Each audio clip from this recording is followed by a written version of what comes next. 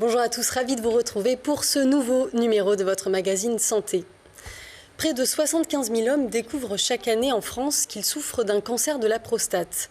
Ce cancer fréquent survient surtout après l'âge de 50 ans. Aujourd'hui, on sait qu'il touchera un Français sur 8. Il représente donc la 3e cause de décès par tumeur dans notre pays. Véritable problème de santé publique, cette maladie fait l'objet d'un dépistage massif, aujourd'hui controversé. On va y revenir justement dans cette émission. Alors, quelles maladies peuvent toucher la prostate? Quel est l'intérêt du dépistage systématique du cancer de la prostate après 75 ans? Y a-t-il des risques? Pour répondre à ces questions, j'accueille Marjorie Basiuska, oncologue médicale à l'hôpital Nord de Marseille. Bonjour. Bonjour. Et professeur Dominique Rossi, chef de service urologie à l'hôpital Nord de Marseille également. Bonjour. Bonjour. Bienvenue.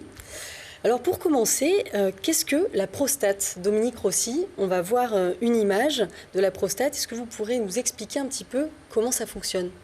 Alors la prostate est en fait une petite glande qui est donc en rose sur cette photographie et qui est située sous la vessie qui est en jaune. Et vous voyez que cette glande va entourer le canal qui permet à la vessie de se vider.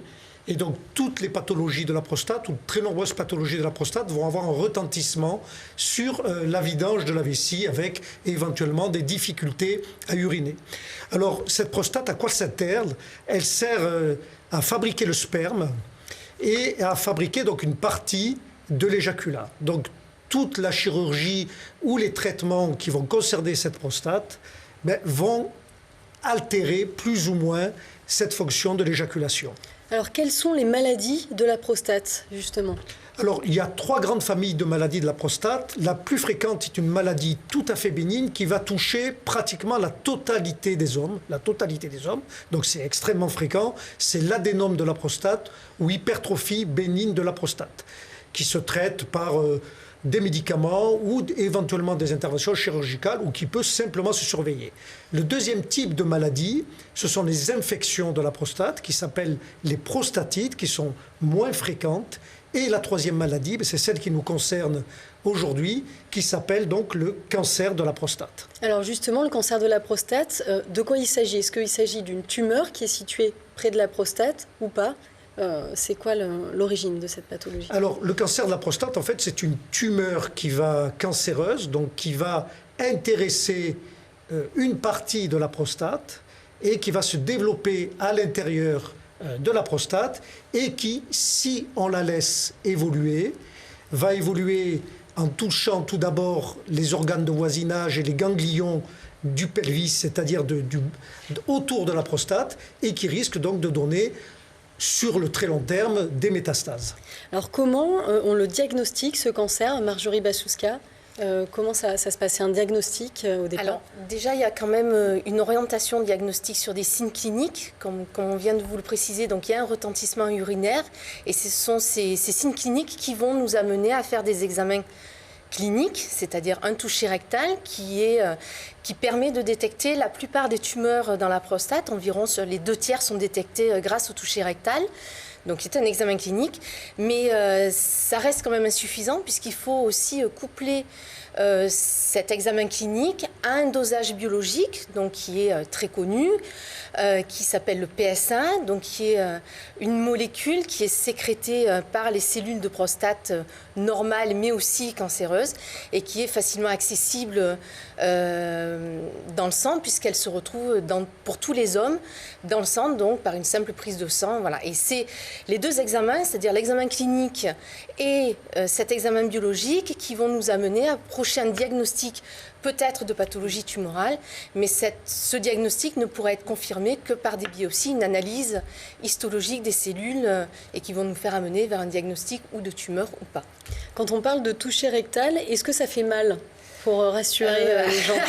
Je pense que c'est pas très agréable, ça c'est sûr. Est-ce que c'est vraiment douloureux? Voilà. En attendant, ça reste un examen qui est indispensable et qui reste quand même le moyen de détecter au mieux ces tumeurs prostatiques. Et ça prend quelques minutes? Oui, je pense que c'est très rapide. Est-ce qu'il existe des facteurs de risque dans cette maladie, par exemple? Est-ce qu'il y a des antécédents familiaux, Dominique Rossi? Alors, les facteurs de risque, bon, tous les cancers ont des facteurs de risque communs, des facteurs environnementaux, des facteurs alimentaires.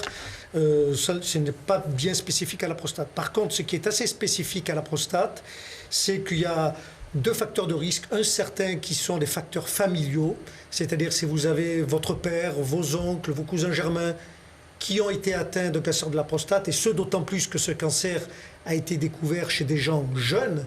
Donc vous êtes plus exposé que quelqu'un d'autre à faire un cancer de la prostate. Certaines populations, comme par exemple les Noirs américains ou les Antillais, sont plus exposés à développer un cancer de la prostate que les Caucasiens. Et aujourd'hui, on parle beaucoup du risque infectieux, c'est-à-dire que les infections prostatiques à répétition pourraient faire le lit, mais ce n'est à l'heure d'aujourd'hui qu'encore une hypothèse, pourrait faire le lit du cancer de la prostate. Alors Marjorie Bassiouska, vous avez parlé donc du PSA tout à l'heure, donc de cette hormone produite par la prostate. L'examen qui consiste à mesurer ce taux de PSA, en fait, en quoi il consiste? C'est une simple prise de sang voilà, donc c'est un dosage qui est fait dans n'importe quel laboratoire et qui permet donc il y a un taux qui a donc une certaine normalité, et si le seuil de ce taux de cette molécule est élevé, ça va nous faire amener vers peut-être une prise en charge clinique et un diagnostic plus précis sur une maladie prostatique. Mais c'est une molécule qui se retrouve dans le sang de toute la population masculine et qui peut être aussi élevée dans des pathologies tout à fait bénignes. Donc il faut vraiment coupler tous ces examens ensemble.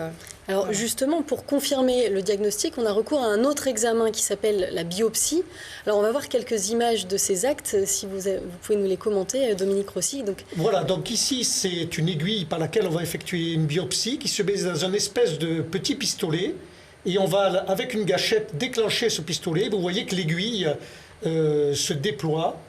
Donc on met cette aiguille dans un échographe, et comme le toucher rectal était l'accès clinique à la prostate, eh bien, on réalise une échographie endorectale, donc à travers l'anus. Vous voyez sur la partie droite de l'image, l'échographe est dans l'anus du malade, et on déclenche l'aiguille, et vous voyez ce trait blanc qui est apparu sur l'image de gauche, c'est l'aiguille qui pénètre dans la prostate et qui permet de faire un tout petit prélèvement. Est-ce que c'est un examen risqué, ça, la biopsie? Alors tout d'abord, c'est un examen qui peut se faire soit sous anesthésie générale si les malades sont très inquiets, mais qui très souvent se fait sous anesthésie locale, donc il est vraiment très peu douloureux.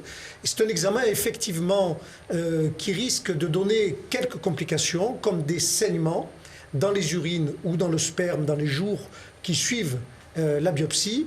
Mais le risque le plus important est un risque infectieux, puisque on pique à travers le rectum. Il faut vraiment donner un traitement antibiotique et que le rectum soit très propre pour pouvoir réaliser ces biopsies. Donc les malades sont toujours informés que s'ils ont de la température dans les suites de cette biopsie, il faut bien sûr recontacter immédiatement le service dans lequel a eu lieu la biopsie. Et donc cette biopsie, vous, qu'est-ce qu'elle vous permet de détecter, d'affirmer dans le diagnostic, vous en tant que médecin? Quelle est l'utilité? Alors c'est l'examen clé.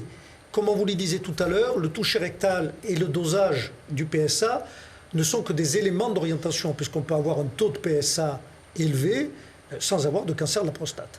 La certitude vient de la biopsie qui va dire c'est un cancer ou ce n'est pas un cancer. Et surtout, dans le contexte actuel, vous en parliez tout à l'heure des recommandations de l'HAS et du dépistage, ça nous permettra à nous, urologues, de dire ce cancer, il est présent, c'est sûr, mais il sera peu agressif ou il va être agressif, et là il faudra bien sûr le traiter. Alors justement, voilà, la Haute Autorité de Santé, donc la HAS, a réaffirmé il y a quelques jours qu'elle ne recommandait pas le dépistage systématique du cancer de la prostate. Qu'est-ce qu'il faut en penser? Alors bon, c'est une question qui dépasse largement l'émission d'aujourd'hui. Pourquoi est-ce qu'il y a ces discussions sur ce sujet? Parce qu'en fait, il y a de nombreux articles scientifiques qui sont sortis dans la littérature et qui peuvent avoir des interprétations différentes. Donc la HAS est tout à fait dans son rôle parce qu'elle est extrêmement prudente et vous savez que le dépistage, comme il le fait systématiquement dans le cancer du sein ou le cancer du côlon, c'est quelque chose de très lourd qui touche toute la population, qui coûte énormément d'argent et il faut vraiment établir que l'on apporte un bénéfice. Dans le cancer de la prostate, la question se pose encore. Est-ce qu'on apporte un réel bénéfice en dépistant les malades? Et est-ce qu'on ne va pas trop traiter de malades qui finalement, comme je vous le disais tout à l'heure, il y a des cancers peu agressifs et d'autres très agressifs, traiter des malades qui n'en ont pas besoin? Alors justement, est-ce qu'il y a un risque de surdiagnostiquer ou de surtraiter, selon vous, aujourd'hui? Alors le risque majeur est le risque de surtraiter. Et on sait qu'aujourd'hui, sur 100 cancers de la prostate qui sont diagnostiqués, il y en a 30% qui peuvent être surveillés et qui vont évoluer extrêmement lentement. Mais il en reste 60 à 70% qui sont des cancers agressifs et qui, sur le long terme, risquent de mettre en jeu l'espérance de vie du malade. Donc, il faut diagnostiquer. Pour avoir un diagnostic, est-ce un cancer peu agressif ou un cancer très agressif? Mais ce n'est pas pour ça qu'il faut surtraiter. Alors, parmi les examens réalisés donc, pour confirmer ce diagnostic précis, il y a aussi l'IRM prostatique qui permet de mieux voir les zones tumorales. Donc, je vous propose d'écouter un médecin qui nous l'explique. On l'écoute. Alors l'IRM prostatique, c'est un examen qui n'est pas du tout invasif, qui n'est pas irradiant, donc totalement inoffensif pour le corps, puisque ça n'utilise pas les rayons X à la différence du scanner. C'est un examen qui dure environ 20 minutes pendant lesquelles le patient doit rester le plus possible immobile. L'idée en fait, c'est d'aider le chirurgien urologue à localiser la tumeur au sein de la prostate, pouvoir lui donner une appréciation du volume tumoral et savoir quel type de traitement il va pouvoir proposer aux patients. Donc si on découvre un cancer qui risque de diminuer à ce moment-là l'espérance de vie d'un homme, il faut le traiter. Mais comment ça se passe, Dominique Rossi, pour les traitements? Alors, le traitement, en fait, est proposé en fonction de très nombreux critères, en particulier le degré d'agressivité de la tumeur, le stade localisé vraiment à l'intérieur de la prostate ou le stade où la prostate a été dépassée ou même s'il y a des métastases à distance de cette prostate, l'âge du malade et bien sûr la discussion entre le malade et l'urologue, puisque la décision finale ne sera prise qu'entre nous. Alors 7 fois sur 10, la prostate est retirée par chirurgie, c'est ça? Alors, comment oui, ça se passe? La prostate, lorsque le cancer est localisé à la prostate et qu'il n'y a aucune diffusion de ce cancer en dehors de la prostate, cette prostate donc peut être traitée chirurgicalement, c'est-à-dire que l'on enlève la totalité de la prostate. Justement, on va voir des images voilà, qui montrent un petit peu ça. Donc on l'enlève en fait que voilà, quand elle est uniquement localisée. Voilà, donc vous avez en rouge la vessie et en bleu la prostate et ce qu'on appelle les vésicules séminales, des petites glandes à côté de la prostate qui sont enlevées. Donc dans la partie de gauche, vous avez ce que le chirurgien va voir avant d'opérer. Et dans la partie de droite de l'image, eh bien, une fois que la prostate est enlevée, donc toute la partie bleue a disparu et on recoue la vessie avec l'urètre. Alors c'est aussi possible, on peut la retirer aussi avec une méthode plus douce, c'est par ultrason, mais ça se pratique beaucoup moins. Pourquoi ? Alors, parmi les traitements du cancer localisé, il y a la chirurgie, comme on vient de l'évoquer aujourd'hui, maintenant, mais il y a aussi d'autres traitements, on le verra tout à l'heure, la radiothérapie, la curithérapie et le traitement par ultrason, qui consiste en fait à envoyer des ondes, des ultrasons au niveau de la prostate par voie endorectale, comme on voyait tout à l'heure pour les biopsies avec l'échographie endorectale. Et en fait, on carbonise la prostate. Donc ce traitement est un traitement qui est en cours d'évaluation. C'est un traitement qui a été qui a été créé en France. Donc c'est un traitement qui est diffusé aujourd'hui au monde entier, mais qui a été créé en France. Et qui a quelques années, qui a une dizaine d'années. Et aujourd'hui, pour l'instant, nous avons donc des suivis qui sont relativement courts. Donc on le réserve généralement à des personnes qui ont dépassé l'âge de 70 ans. Alors avant d'en dire plus sur les différents traitements, je vous propose d'écouter le témoignage d'un patient atteint d'un cancer de la prostate. Il a préféré rester anonyme par respect pour sa famille qui n'est pas au courant. Nous l'avons rencontré à l'hôpital Nord de Marseille, on l'écoute. Tout a démarré suite à une analyse de sang on va dire, de routine, de contrôle. Et cette analyse de sang a révélé un taux de PSA supérieur à la normale. Donc mon médecin traitant m'a dit que ce serait bien de consulter un neurologue. Et il m'a surtout expliqué ce que pouvait signifier ce taux anormal. Donc il m'a effectivement parlé d'un cancer. C'est un mot qui fait peur et j'avoue que lorsque j'ai appris que j'avais un cancer, j'ai été quand même pas mal bouleversé. Donc effectivement, je préfère ne pas trop diffuser l'origine de cette maladie. Et malheureusement, donc, la biopsie a confirmé l'existence de ce cancer. Et là, le professeur m'a expliqué toutes les possibilités qu'il pouvait y avoir pour traiter cette maladie. J'ai choisi la plus radicale compte tenu de mon âge. Je pensais que l'idéal était de carrément retirer la prostate. Il y a déjà la vie sexuelle qui va changer, ça c'est une évidence. C'est vrai que bon, à 60 ans quasiment, c'est moins un problème. Mais bon, c'est quand même 60 ans, c'est quand même pas vieux. Donc il y a la vie sexuelle, puis il y a une rééducation à faire en termes de vessie, etc. Alors la prostate n'est pas toujours retirée. Vous avez aussi à votre disposition d'autres armes telles que la radiothérapie. Qu'est-ce que la radiothérapie, Marjorie ?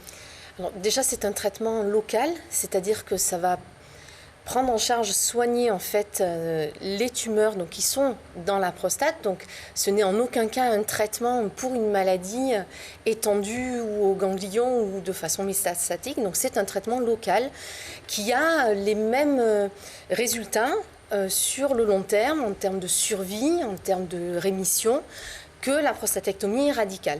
Alors c'est sûr que ce sont des techniques, qu'elles soient donc la prostatectomie ou la radiothérapie. Donc ces traitements locaux ont des effets secondaires qui ne sont pas atténués, donc avec des problèmes d'impuissance ou d'incontinence urinaire, mais qui apportent un résultat en termes de rémission qui est notable. Justement, pour en savoir un petit peu plus sur la radiothérapie, je vous propose d'écouter Thomas Duberger qui nous en parle. Regardez. Pour préparer la radiothérapie, on fait un scanner avant de commencer. À partir de ce scanner, on détermine exactement les volumes qu'on veut irradier et les volumes qu'on veut épargner. Et à partir de ce scanner, on établit une dosimétrie avec des contrôles de qualité après pour toujours être le plus précis possible. Donc le but, c'est d'être très précis pour éviter les effets secondaires. Donc on envoie effectivement des rayons. Alors avec la machine qui est derrière moi, on est vraiment très précis. On délivre des rayons sur la zone qu'on veut traiter, c'est-à-dire la prostate et éventuellement les ganglions qui se trouvent autour, en évitant au maximum tous les organes qui se trouvent autour et qu'on veut ne pas traiter. Le traitement en lui-même, il n'entraîne aucune douleur au moment où on le fait. Ce qui peut éventuellement être un peu gênant, c'est les effets secondaires qui apparaissent au bout de quelques séances. En particulier, à peu près 3 semaines après le début du traitement, il commence à apparaître une gêne urinaire et digestive. Alors, quels sont les effets secondaires de ces traitements-là ? Vous en avez dit un petit mot, Marjorie, et les effets secondaires de la chirurgie également. Alors, les effets secondaires sont doubles. Tout d'abord, la prostate touche 2 sphincters, c'est-à-dire 2 systèmes musculaires qui permettent de retenir les urines. Vous voyez donc sur la flèche de haut le premier sphincter qui s'appelle le col vésical, qui est très près de la prostate et qui donc est très touché par la chirurgie la plupart du temps. Et il y a la partie inférieure, la flèche du bas, le sphincter strié, qui est un sphincter qui est vraiment laissé en place par les traitements, qui n'est pas touché, mais à qui va incomber toute la continence des urines une fois que l'on aura réalisé la chirurgie de cette prostate. Donc les malades sont inquiets par le devenir de leur continence. Avec la qualité des traitements chirurgicaux que l'on a aujourd'hui, les possibilités de rééducation pour faire travailler ce sphincter, les risques d'incontinence sont inférieurs à 5%.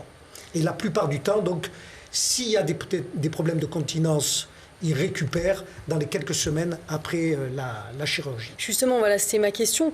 Comment se vit l'après pour le patient et comment on vit sans prostate ?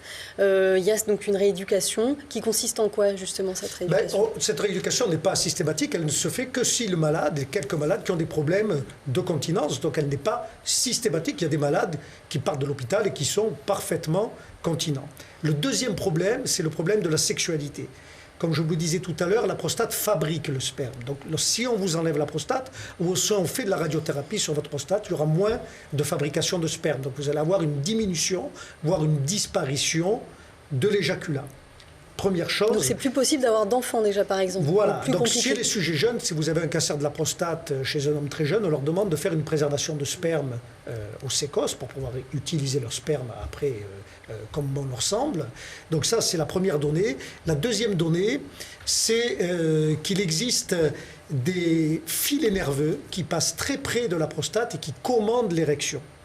Et donc, le chirurgien ou le radiothérapeute est toujours pris dans le dilemme de se dire soit je passe très près de la prostate pour essayer de garder ces filets nerveux, mais il ne faut pas laisser de cancer à place, soit je prends aucun risque et je passe au large de la prostate pour passer au large du cancer, et à ce moment-là, les filets nerveux sont emportés avec la prostate. Donc ça, c'est vraiment une décision de technique, et l'IRM, le résultat des biopsies, un certain nombre d'éléments nous aident à prendre la décision définitive avec le malade. Et du coup, dans ces cas-là, le malade peut ne plus avoir de vie sexuelle, ou en tout cas une vie sexuelle très compromise finalement. Il ne faut pas réduire la vie sexuelle à l'érection, bien que ce soit un élément important, mais il peut ne plus avoir d'érection spontanée, de manière momentanée ou de manière définitive.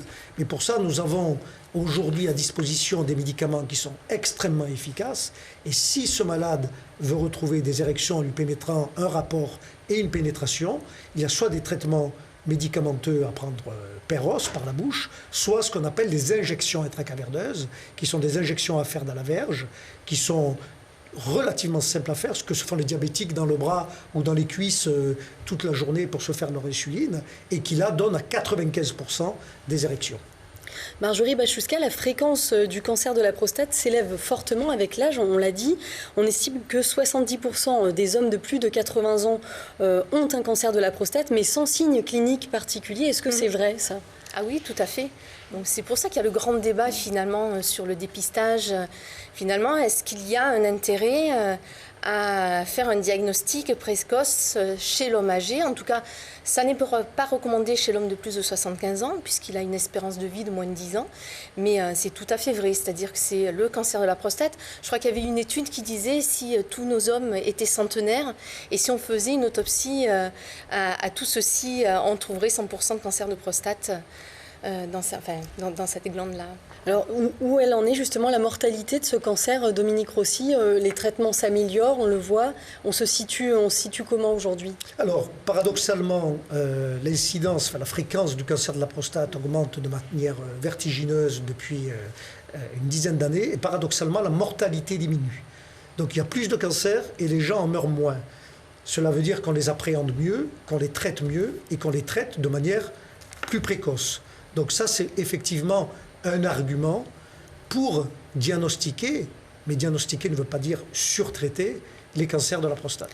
Parce qu'il existe aussi un autre traitement dont on n'a pas parlé, plus étonnant, c'est la curithérapie qui est utilisée pour les petites tumeurs. Alors comment ça se passe? L'idée, c'est quoi? C'est de placer des implants radioactifs dans la prostate, c'est ça? Voilà, tout à fait. C'est un peu l'équivalent, si vous voulez, de ce qu'on parlait des ultrasons tout à l'heure. C'est un peu en parallèle. Et on fait de la radiothérapie de la prostate avec la curithérapie, mais au lieu de la faire en externe, on plante des petites aiguilles radioactives dans la prostate qui vont irradier directement la prostate. Alors est-ce que tous ces traitements dont on parle, ils sont définitifs? Est-ce qu'on arrive à dire à un moment, monsieur, vous êtes guéri, ou non? C'est jamais évident de donner ce sentiment-là. Ah bon, on est là pour guérir définitivement les malades. Ça, le message est particulièrement clair là-dessus. Il n'y a pas de discussion. Bien sûr, après... nous ne sommes que médecins et les traitements ne sont que ce qu'ils sont. Et donc, il faudra surveiller ces malades parce qu'effectivement, lorsqu'on est traité d'un cancer, même si le pronostic est excellent et que 90% des malades vont guérir, mais il y a peut-être 10% des malades qui vont récidiver, mais on aura autre chose à leur proposer. Marjorie Bachuska, quand le cancer est plus évolué, que peut-on proposer? Je crois qu'il y a aussi l'hormonothérapie, c'est un autre système de traitement. Voilà, qui est un traitement donc, médical. Sur des formes évoluées ou agressives, parce qu'on peut aussi proposer un traitement médical chez des hommes qui ont eu un traitement local et en association pour compléter en fait le traitement local, on va leur proposer un traitement hormonal. Et vous savez qu'en cancérologie, il y a certains cancers qui se servent de nos hormones naturelles pour leur propre compte, pour leur histoire naturelle. La prostate en fait partie puisqu'elle sécrète elle-même des hormones sexuelles et elle est donc sensible aux androgènes qui sont sécrétés, qui vont donc stimuler à la prolifération cancéreuse. Et donc nous, on va se servir, puisqu'on a des médicaments qui ont été mis sur le marché, qui ont été développés, de ce phénomène physiologique pour essayer de contrôler la maladie cancéreuse et de la tuer et d'apporter une rémission complète à ces personnes-là. Donc c'est vrai que c'est un traitement qui peut être donc adjuvant à un traitement local, mais qui peut être aussi et qui doit être proposé dans des cancers évolués, soit sur le plan local quand il y a une extension ganglionnaire, soit s'il y a donc plus généralement des métastases à distance viscérales ou osseuses, comme c'est quand même la plupart du temps dans le cancer de la prostate.